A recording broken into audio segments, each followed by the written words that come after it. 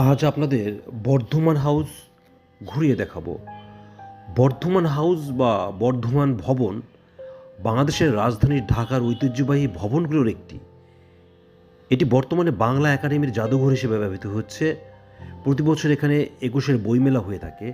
বাংলাদেশের রাজনৈতিক, সাংস্কৃতিক ও ভাষা আন্দোলনের ইতিহাসের সাথে গভীরভাবে জড়িত এই ভবন ব্রিটিশ ঔপনিবেশিক আমলে ১৯০৬ অথবা ১৯১১ সালে মুঘল ও ইউরোপীয় স্থাপত্যশৈলীর সংমিশ্রণে নির্মিত একটি উল্লেখযোগ্য স্থাপত্য নিদর্শন।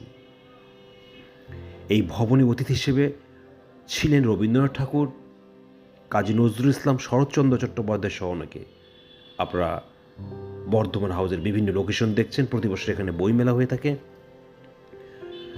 বর্ধমান হাউসের পূর্ব নাম সুজাতপুর প্যালেস বলে ধারণা করা হয়। রমনা অঞ্চলে ইসলাম খাঁয়ের আমলে দুটি বসতি গড়ে উঠেছিল, সুজাতপুর এবং মহল্লা ক্রিশ্চিয়ান। ঢাকা বিশ্ববিদ্যালয়ের কলাভবন এলাকা সুজাতপুর বলে পরিচিত ছিল। তৎকালীন সুজাতপুর এলাকার নামানুসারে সুজাতপুর প্যালেস নামকরণ করা হয়। ১৯১৯ সালে ১৯২৪ খ্রিস্টাব্দ পর্যন্ত বর্ধমানের মহারাজা স্যার বিজয়চাঁদ মহতাব অবিভক্ত বাংলার গভর্নরের শাসন পরিষদের ৩ সদস্যর একজন হিসেবে ঢাকায় বছরে একবার আসতেন। তিনি সে সময় এই বাড়িতে রাজকীয় অতিথি হিসেবে বাস করতেন।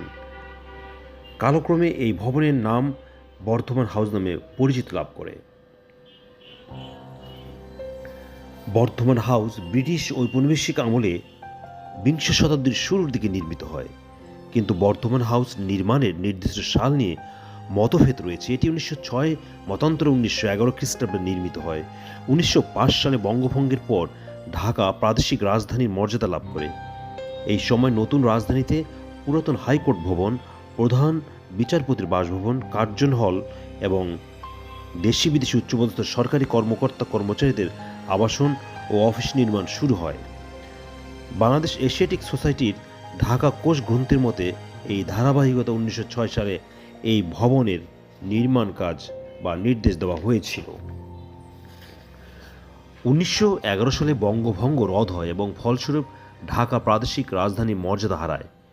পূর্ব বাংলার প্রভাবশালী মুসলিম নেতাদের, বিশেষত ঢাকার নবাবদের বঙ্গভঙ্গ রদের ফলে সৃষ্ট অসন্তুষ্টি দূর করার লক্ষ্য নিয়ে তৎকালীন ইংরেজ সরকার ঢাকা বিশ্ববিদ্যালয় প্রতিষ্ঠার উদ্যোগ গ্রহণ করে এবং এর পাশাপাশি বাংলার গভর্নরের ৩ সদস্যর এক্সিকিউটিভ কাউন্সিলের সভা বছরে একবার ঢাকার করার ব্যবস্থা করা হয়। ইতিহাসবিদ রমেশচন্দ্র মজুমদার ১৯২১ সালে ঢাকা বিশ্ববিদ্যালয়ের শিক্ষক হিসেবে বাস শুরু করেন। তার মতে গভর্নর কাউন্সিলের এই ৩ জন সদস্য ঢাকায় এলে যাতে থাকতে পারেন সেজন্য সরকারিভাবে তাদের জন্য ৩টি বাড়ি নির্মাণ করা হয় এবং এদের মধ্যে ১৯১১ সালে বর্ধমান রাজের বসবাসের জন্য নির্মিত হয় বর্ধমান হাউস। তৎকালীন এই দ্বিতল ভবনটির পেছনে কর্মচারীদের আবাস ছিল। ১৯৪৭ পর্যন্ত মূলত এটি উচ্চপদস্থ সরকারি কর্মকর্তাদের অতিথিশালা রূপে ব্যবহৃত হতো। ১৯১৯ থেকে ১৯২৪ খ্রিস্টাব্দ পর্যন্ত বর্ধমানের মহারাজা স্যার বিজয়চাঁদ মহতাব বছরে একবার এসে এই ভবনে রাজকীয় অতিথি হিসেবে বাস করতেন।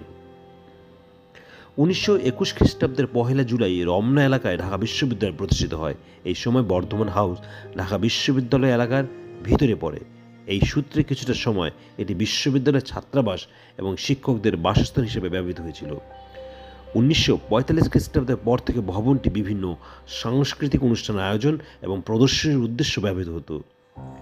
১৯৪৭ পর্যন্ত এটি অতিথিশালা রূপে ব্যবহৃত হতে থাকে। বর্ধমান হাউস ১৯৪৭ খ্রিস্টাব্দের ১৪ আগস্ট হতে ১৯৫৪ পর্যন্ত পূর্ব পাকিস্তানের মুখ্যমন্ত্রীর সরকারি বাসভবন হিসেবে ব্যবহৃত হয়েছিল। পূর্ব বাংলার প্রথম ২ মুখ্যমন্ত্রী খাজা নাজিমুদ্দিন ও নুরুল আমিন এই ভবনে বাস করছেন।